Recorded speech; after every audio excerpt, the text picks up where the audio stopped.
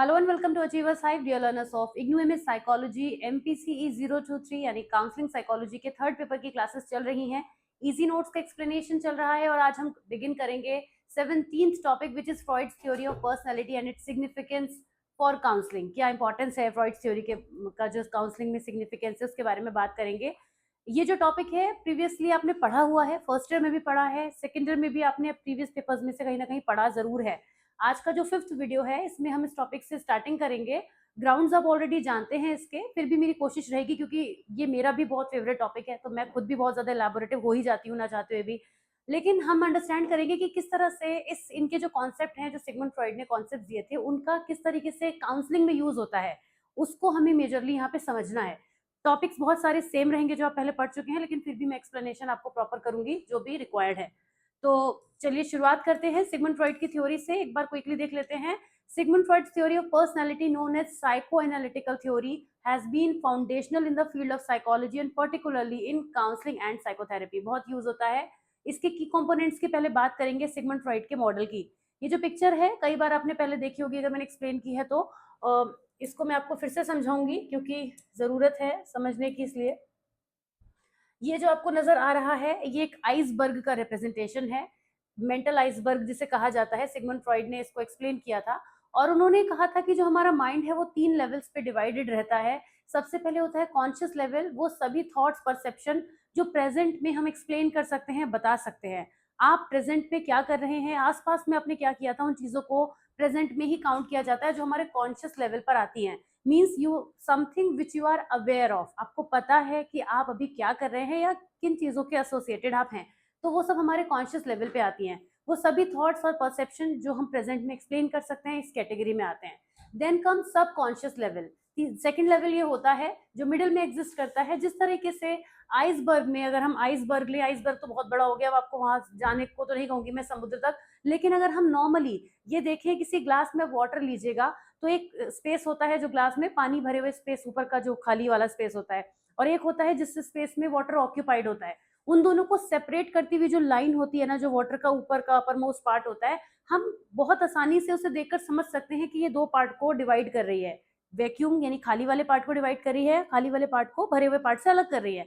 तो उसी तरीके से हमारा सबकॉन्शियस लेवल होता है। ये आइसबर्ग में इस तरीके से दिखाया गया है कि अगर कोई आइस के पीस को आप पानी में डुबोएंगे ना, तो कुछ पोर्शन ऊपर रहेगा और कुछ पोर्शन नीचे रहेगा, बट जो मिडिल का पोर्शन है वो आप बहुत क्लियरली आइडेंटिफाई कर सकेंगे।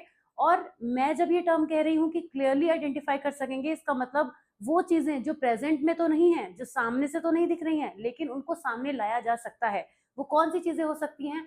कोई भी हमारी स्टोर्ड नॉलेज, जो आप कोई भी नॉलेज आप लेते हैं, कोई भी इंफॉर्मेशन आप लेते हैं, हर वक्त तो उसे प्रोसेस नहीं करते रहते। फॉर एग्जाम्पल, आप रास्ते में जा रहे हैं और आपको कोई भी पीस ऑफ इंफॉर्मेशन किसी बोर्ड के थ्रू या किसी भी सोर्स से मिली।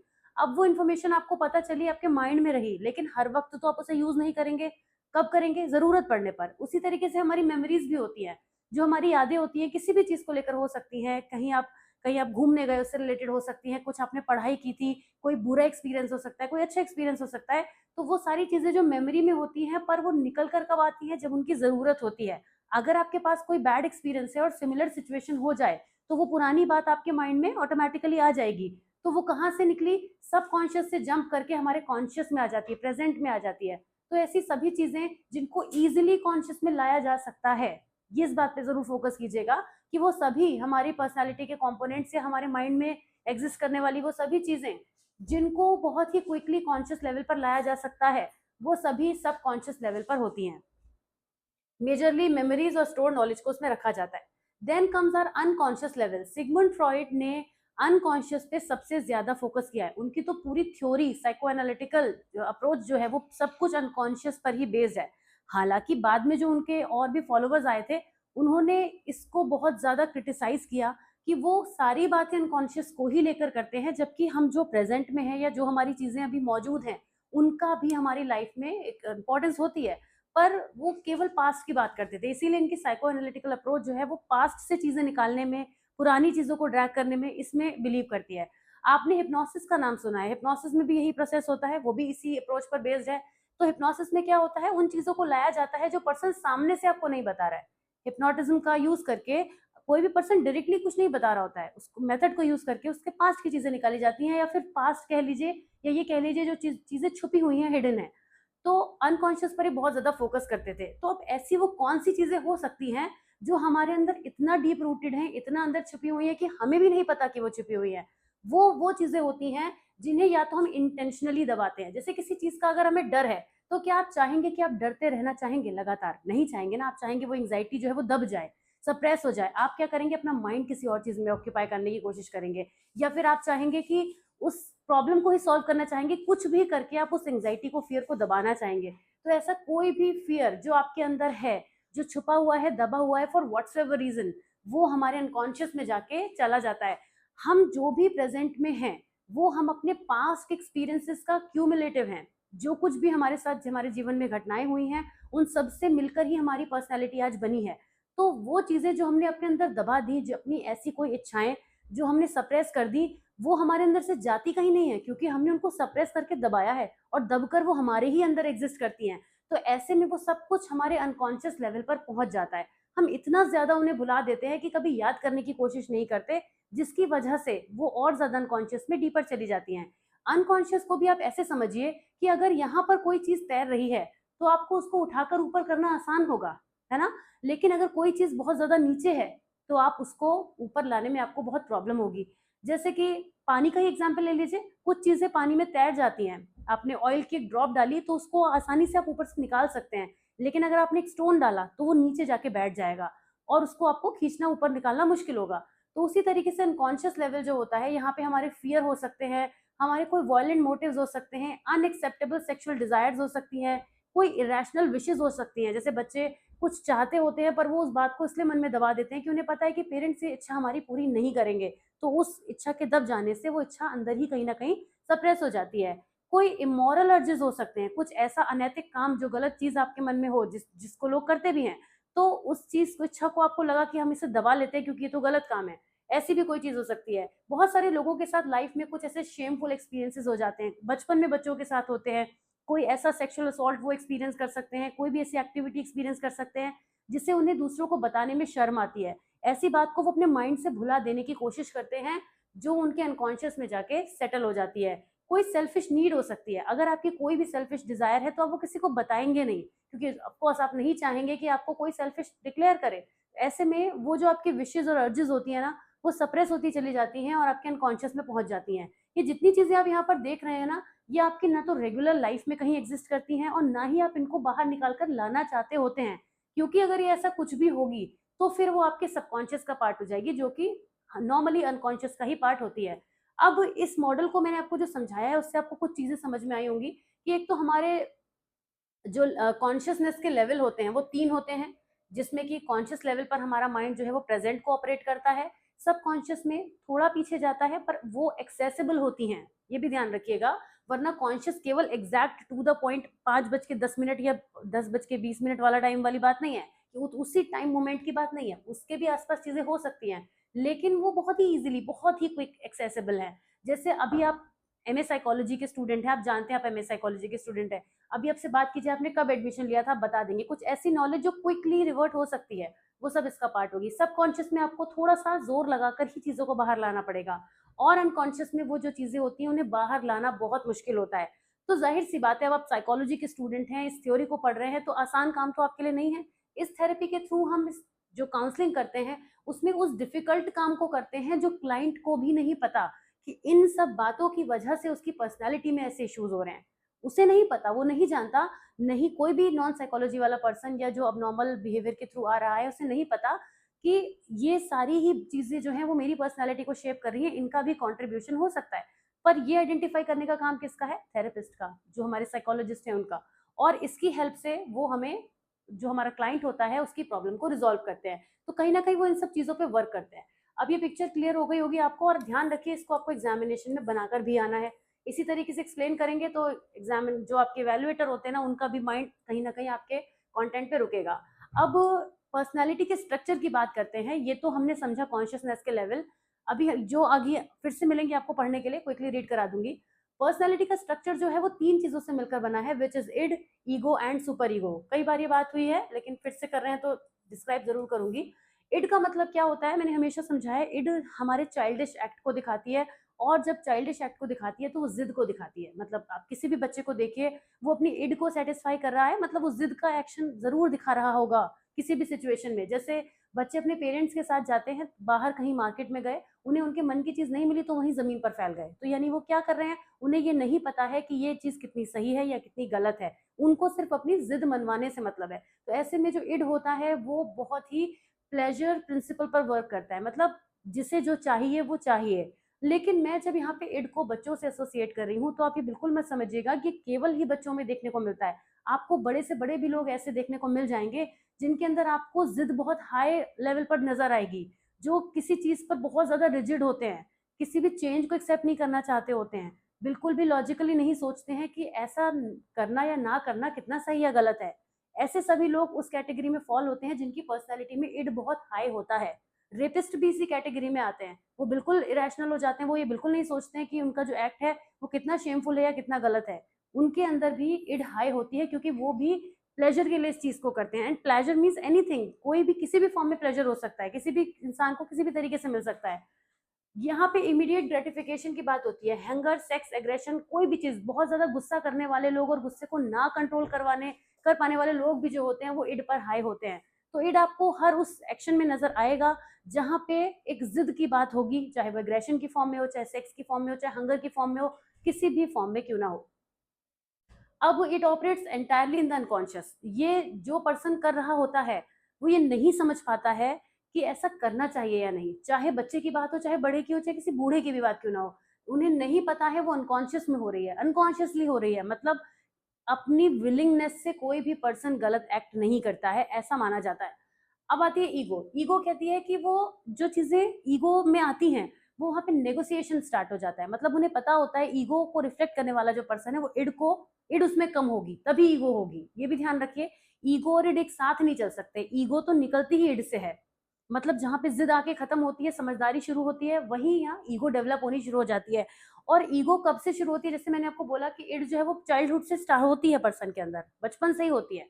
लेकिन ईगो बचपन से नहीं होती, बचपन मतलब बहुत छोटे उसकी बात कर रहे हैं, जब बिल्कुल बच्चे जो है वो जिद से ही काम चलाते हैं, उन्हें समझदारी नहीं होती। जैसे जैसे वो रियल वर्ल्ड में आते हैं उन्हें लगता है कि अच्छा ये काम करना चाहिए, ये नहीं करना चाहिए, तब ऐसे में जो पर्सन है वो ईगो को अंडर मतलब ईगो की वजह से ही समझ पाता है, चीजों को रैशनलाइज कर पाता है।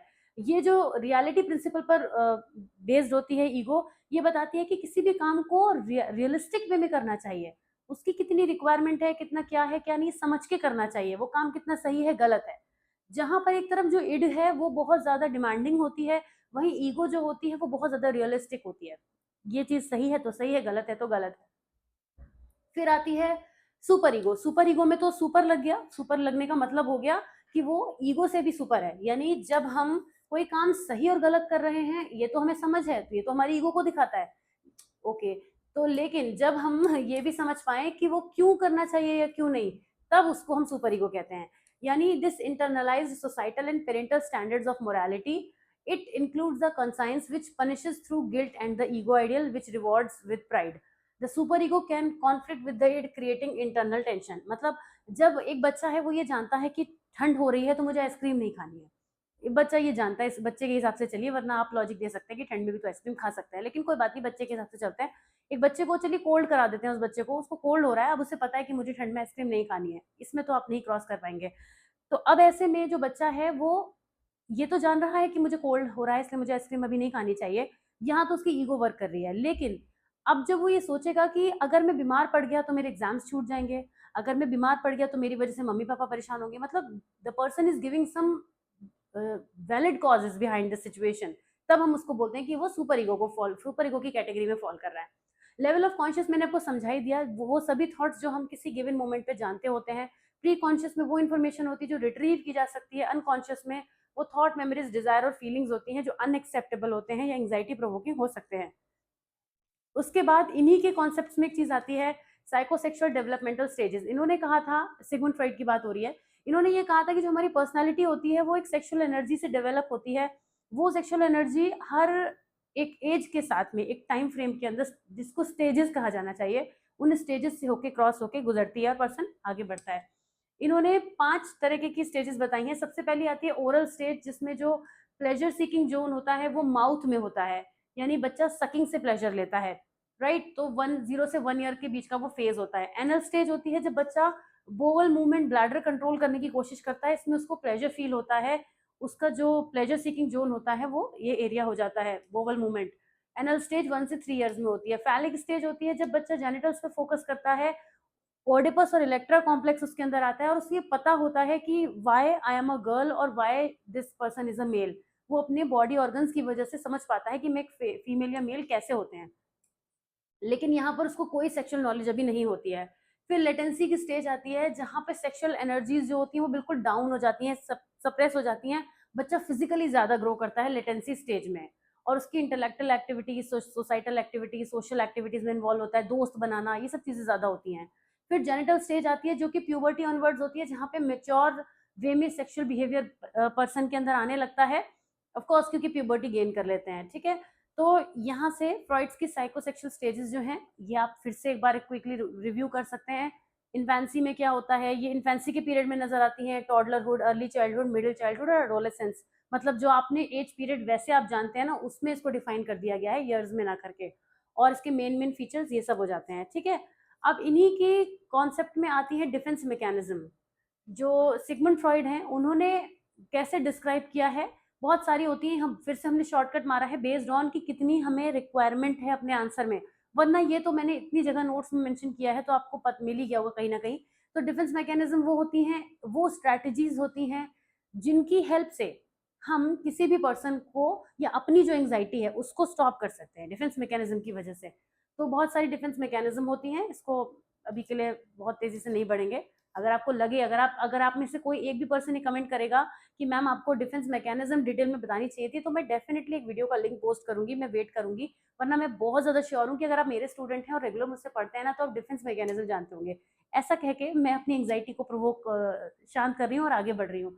अब हमारा जो मेन टॉपिक है वो है इसका काउंसलिंग के लिए क्या सिग्निफिकेंस है, क्योंकि अभी तक तो वही बातें चल रही थी जो उनके साइकोडायनेमिक्स के अंदर आती हैं, उसमें क्या नया था, हमें उसे काउंसलिंग से कनेक्ट करना है।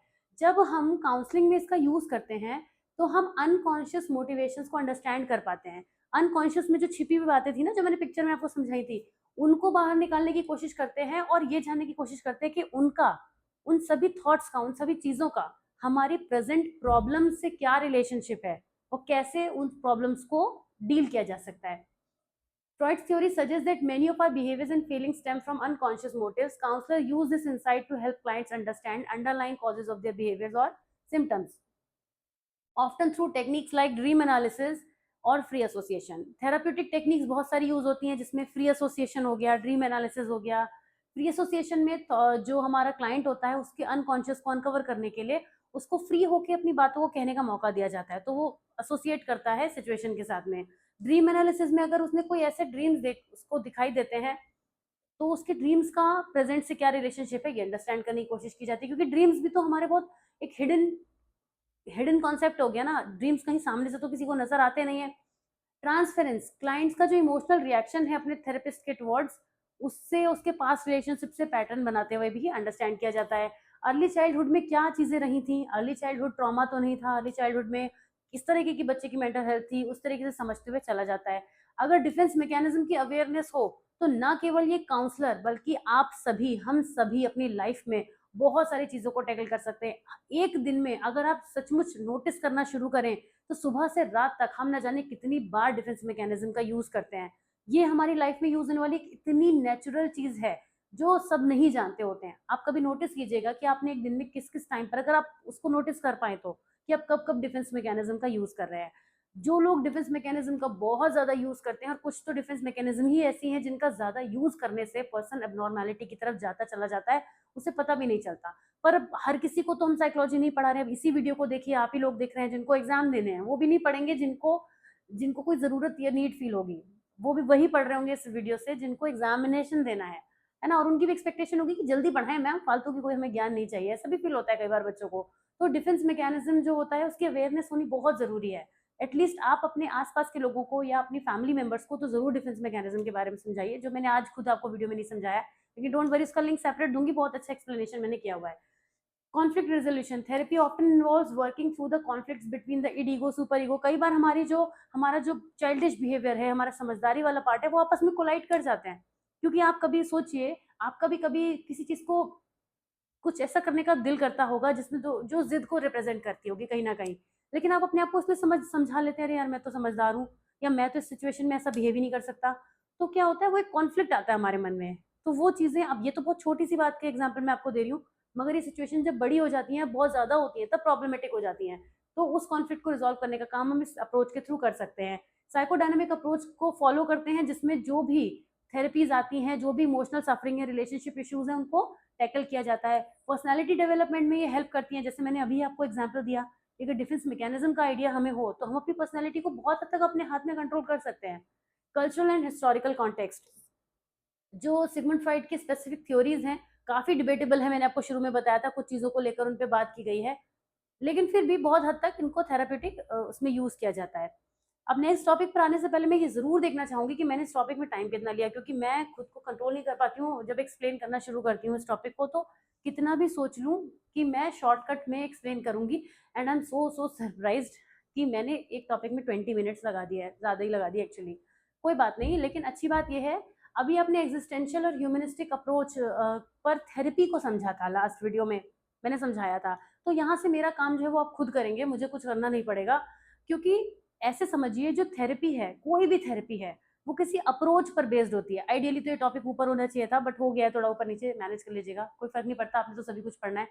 तो अप्रोच जो है ना, अप्रोच का मतलब क्या हो गया, एक थॉट, एक ऐसा टाइम फ्रेम या ऐसे सिचुएशन जिस पर कुछ बनाया जाए।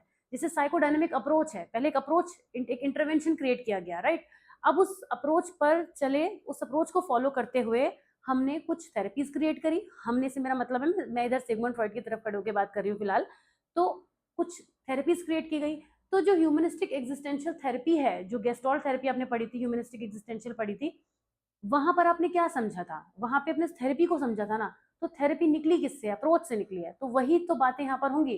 तो जो एक्जिस्टेंशियल और ह्यूमनिस्टिक अप्रोच है काउंसलिंग की, अब यहाँ पे इन्होंने बोथ लगाया है ना, तो कंफ्यूज मत होइएगा। ह्यूमनिस्टिक एक्जिस्टेंशियल एक ही टाइम फ्रेम के अंदर होने वाले दो डिफरेंट चीजें थी, लेकिन क्योंकि वो ऑल टुगेदर आए तो वो ह्यूमनिस्टिक एक्जिस्टेंशियल कहलाता है। पर मतलब कंफ्यूज मत होइएगा। They share a fundamental focus on human experience, personal growth, and the pursuit of meaning, yet they emphasize different aspects of human existence and therapeutic practice. दोनों के बारे में छोटी छोटी बातें हैं, जैसे कि एग्जिस्टेंशियल अप्रोच में क्या है, इसकी फिलोसफी, ये सब आप पढ़ चुके हैं, मैं कुछ भी ज्यादा लंबा चौड़ा नहीं बताने वाली हूँ।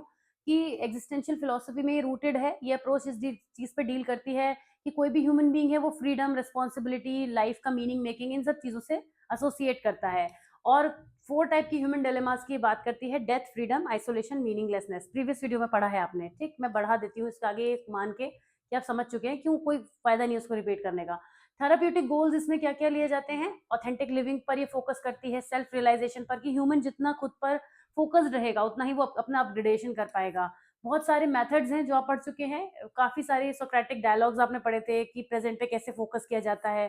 फिर ह्यूमनिस्टिक अप्रोच में क्या होता है, ये भी आप जानते हैं कि ये इस चीज पर फाउंडेड है कि on the belief in the inherent goodness of people and their capacity of self actualization. Humanistic psychology इस चीज पर फोकस करती है, जो कि कार्ल रॉजर्स और अब्राहम मैस्लो ने दी थी, कि हर इंसान की पर्सनल ग्रोथ पर उसे वर्क करना चाहिए, सेल्फ एक्चुअलाइजेशन, फुलफिलमेंट की तरफ वर्क करना चाहिए।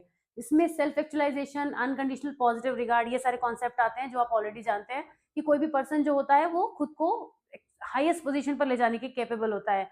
अनकंडीशनल पॉजिटिव रिगार्ड, यानी कि किसी भी अनकंडीशनली किसी को पॉजिटिव सपोर्ट देना, वही चीज अनकंडीशनल पॉजिटिव रिगार्ड है। एम्पैथी आप जानते हैं कि किसी की सिचुएशन में खुद को रखकर उसको फील कर पाना। कॉन्ग्रुएंस का मतलब, यानी कि कितना ऑथेंटिक होकर क्लाइंट के साथ में थेरेपिस्ट चल रहे हैं, वो कॉन्ग्रुएंस हो जाता है। फिर इसके जो थेराप्यूटिक गोल्स हैं वो यही है कि हर पर्सन पर्सनल ग्रोथ को एक्वायर करे, खुद को डायरेक्शन देने के केपेबल बने, जिसके लिए हेल्प उसके थेरेपिस्ट ही करते हैं। वो थेरेपिस्ट के पास जाके सब कुछ खुद नहीं कर लेता है, यहाँ पे थेरेपिस्ट का भी काम होता है।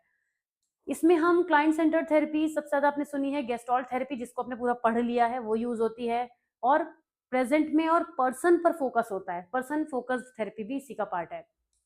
इसके अलावा इसकी कैरेक्टरिस्टिक्स की बात करें तो ये क्लाइंट को एम्पावर करने की बात करता है, थेराप्यूटिक रिलेशनशिप अच्छा होना चाहिए, नॉन डायरेक्टिव टेक्निक्स यूज होती हैं, और एग्जिस्टेंशियल क्राइसिस एज अपॉर्चुनिटी देखा जाता है। तो मैंने काफी फास्ट कर दिया, मुझे पता है, आप पढ़ चुके हैं, मैं नहीं पढ़ा है इसलिए मुझे पता है।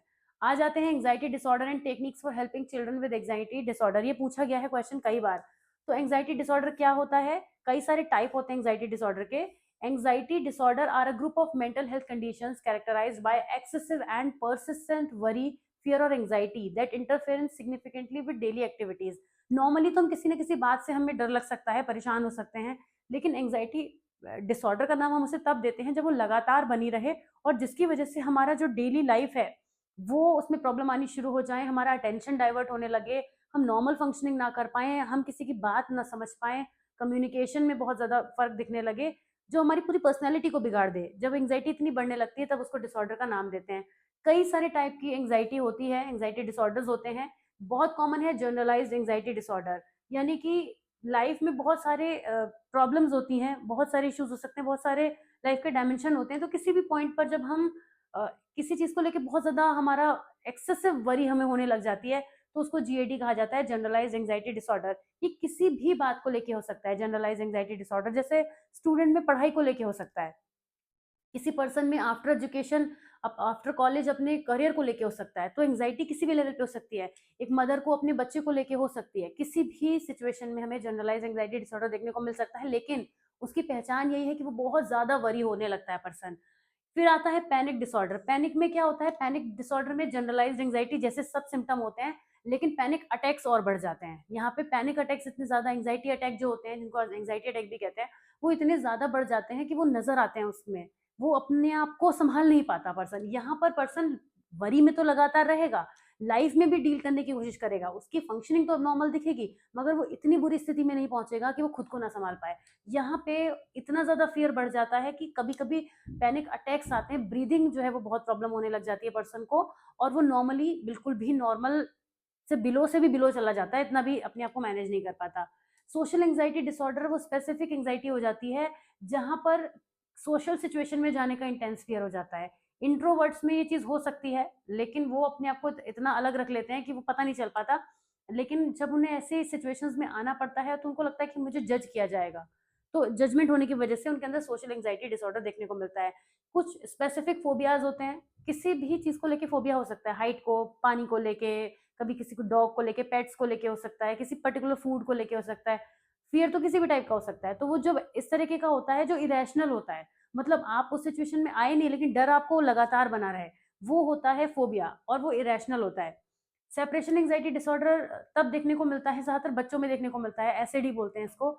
सेपरेशन एंग्जाइटी डिसऑर्डर में जो पर्सन होता है या बच्चे होते हैं वो दूर होने से डरते हैं, और दूर होने से हम सभी डरते हैं लाइफ में। ऐसा नहीं है कि आप जिससे भी इमोशनली अटैच होंगे ना, उससे दूर होने से आपको बहुत डर लगेगा, तो वो सेपरेशन एंग्जाइटी डिसऑर्डर होता है जिसमें पर्सन खुद को संभाल नहीं पाता। अगर बच्चे की बात करें तो बच्चा तो बिल्कुल नहीं संभाल पाता खुद को। ऐसे बच्चे जिनको हॉस्टल जाना पड़ता है, जो अपने फैमिली से किसी वजह से दूर हो जाते होना पड़ता है उन्हें, होने लगते हैं वट, तो उस केस में जो बच्चे होते हैं वो उस सेपरेशन एंग्जाइटी डिसऑर्डर की कैटेगरी में आ सकते हैं। लेकिन जरूरी नहीं कि बच्चों के ही साथ हो, बड़े भी ऐसे होते हैं जो बहुत ज्यादा किसी से कनेक्टेड होते हैं, तो उनको इस तरीके के नाइटमेयर्स हो सकते हैं, सपने आ सकते हैं डरावने, या उन्हें महसूस हो सकता है ऐसी चीजें कि वो पर्सन कहीं मुझसे दूर चला गया। तो यहाँ तक कि सेपरेशन एंग्जाइटी डिसऑर्डर उन केसेस में भी देखा गया है जहाँ पे पर्सन से कोई सेपरेट हो नहीं रहा होता है, लेकिन उसके माइंड में ये डर बनना शुरू हो जाता है कि अगर वो मुझसे दूर हो गया तो मैं क्या करूंगा।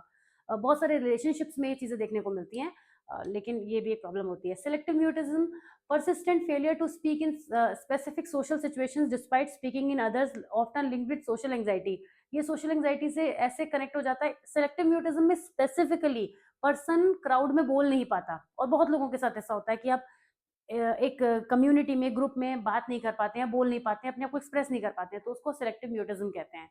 तो इनके जो सिम्टम्स होते हैं ना, इनमें फिजिकल सिम्टम्स बहुत दिखते हैं। ये जो एंग्जाइटी डिसऑर्डर्स होते हैं, नाम इसका एंग्जाइटी है, लगेगा कि सब अंदर ही चल रहा है, पर बाहर बहुत कुछ नजर आता है, क्योंकि फिजिकल सिम्टम्स बहुत देखने को मिलते हैं, जिससे हार्ट बीट बहुत ज्यादा रेस करने लगती है, स्वेटिंग होना, ट्रेमलिंग, और कांस्टेंट वरी बने रहना, जिसकी वजह से अटेंशन पुअर हो जाना, मेमोरी वीक होने लगना, किसी काम को टाइम पे ना कर पाना, मिसमैनेजमेंट होने लगना, तो वो चीजों में नजर आना शुरू हो जाता है, बिहेवियर में दिखना शुरू हो जाता है इस तरीके के। तो बिहेवियरल सिम्टम्स भी होते हैं, फिजिकल सिम्टम्स भी होते हैं, और इमोशनल सिम्टम्स भी होते हैं। जब आपको लगे हमें कंटेंट बढ़ाना है तो आप इसी चीज को पॉइंटर्स में बना सकते हैं कि behavioural symptoms, physical symptoms, emotional symptoms, और सिम्टम्स आप लिख सकते हैं। अब जो बच्चे होते हैं उनको एंग्जायटी डिसऑर्डर से कैसे हेल्प की जा सकती है? सबसे पहले आता है कॉग्निटिव बिहेवियरल थेरेपी, सीबीटी जिसे हम कहते हैं। कॉग्निटिव बिहेवियरल थेरेपी में आपने पढ़ा है कॉग्निटिव रीस्ट्रक्चरिंग की जाती है। अच्छा, कोई डर है, वो डर हमारे माइंड में बैठा हुआ है, पर हमें कोई समझाए, लगातार हमारी काउंसलिंग करे और हमें उन सिचुएशंस में बताए कि नहीं, अगर ऐसा नहीं तो क्या? अगर आप वर्स्ट केस सिनेरियो क्या हो सकता है? फिर उसके बाद आप क्या करेंगे? तो कई बार हमें लगता है हाँ यार, ये बात इतनी बड़ी नहीं थी, हम निकल सकते थे इससे। तो कॉग्निटिव रीस्ट्रक्चरिंग का काम होता है। लेकिन जैसे कि मैंने आपको पहले बताया कि किसी को हम सिर्फ कह दें और वो हमारी बात मान ले और वो काम हो जाए, ये तो नेक्स्ट टू इम्पॉसिबल है। मैं अभी भी नेक्स्ट टू इम्पॉसिबल नहीं कह रही हूँ, इम्पॉसिबल नहीं कह रही हूँ, क्योंकि कभी हो भी जाता है। तो कॉग्निटिव रीस्ट्रक्चरिंग को एक बहुत ही सिस्टमेटिक वे में हमारे थेरेपिस्ट जो होते हैं, काउंसलर्स जो होते हैं, वो लेकर चलते हैं और तब चीजें हो पाती हैं। Then come exposure therapy, gradually expose करना उन सिचुएशंस के अराउंड जो हमें डर देती हैं। फोबिया में ज्यादा यूज होता है, जिसमें कि सिस्टमेटिक डिसेंसिटाइजेशन का हम यूज करते हैं, एक सिस्टमेटिक मेथड है।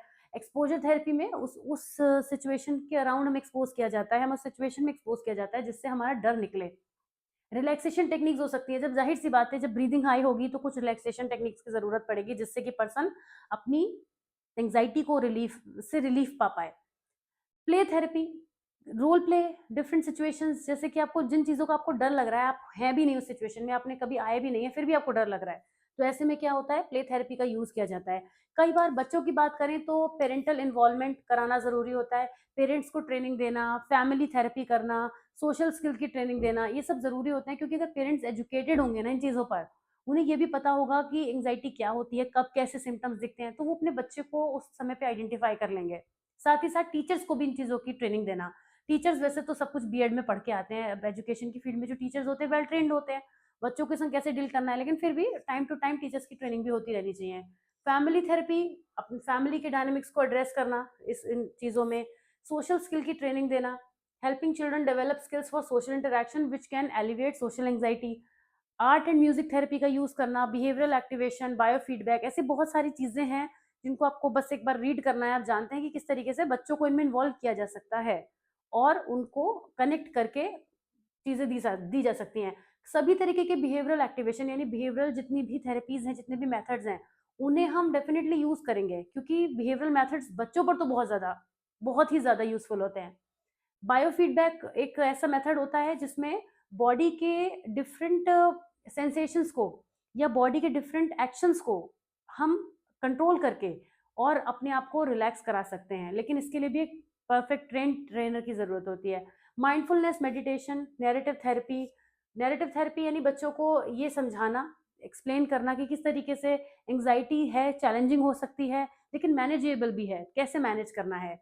रूटीन एंड प्रिडिक्टेबिलिटी, एक ऐसा प्रिडिक्टेबल रूटीन बना दिया जाए जिससे उन्हें पता रहे कि कभी कोई डिफिकल्ट सिचुएशन होगी तो हमें क्या करना है। फिजिकल एक्टिविटीज में इंगेज करके, रेगुलर एक्सरसाइजेज वगैरह ये तो होती हैं जो हेल्प करती हैं। साइको एजुकेशन देना, यानी उस चीज को लेकर एजुकेट करना और जरूरत पड़ने पर मेडिसिन भी देना, मतलब ऑफ कोर्स अगेन आप नहीं देंगे, उसके लिए आपको मेडिकेशन के लिए रेफर करना पड़ेगा। लेकिन हर बच्चे का जो ट्रीटमेंट प्लान है वो उसकी नीड्स के हिसाब से प्लान है, सॉरी, वो जो उसकी नीड्स के हिसाब से बनेगा, और कितनी सिवियरिटी है, क्या एज है, क्या मेंटल स्ट्रेंथ है, सारी बातें कंट्रीब्यूट करती हैं, जिसके बाद फाइनली हम कोई कोपिंग स्ट्रेटेजी बना सकते हैं। फिर आता है ब्रीफ थेरेपी, जो बहुत ज़्यादा पूछा गया है, लेकिन नेक्स्ट वीडियो में हम इसको स्टार्ट करेंगे। आज का वीडियो तो ऑलरेडी हो चुका है हमारा, जितना एक्सप्लेन मुझे करना था। नेक्स्ट वीडियो में हम ब्रीफ थेरेपी और इंपॉर्टेंट टॉपिक है, ऐसे शुरुआत करेंगे। तो चलिए, आज के वीडियो के साथ मैं यही इस वीडियो को खत्म करती हूँ। कैसा लगा ये वीडियो ज़रूर बताइएगा।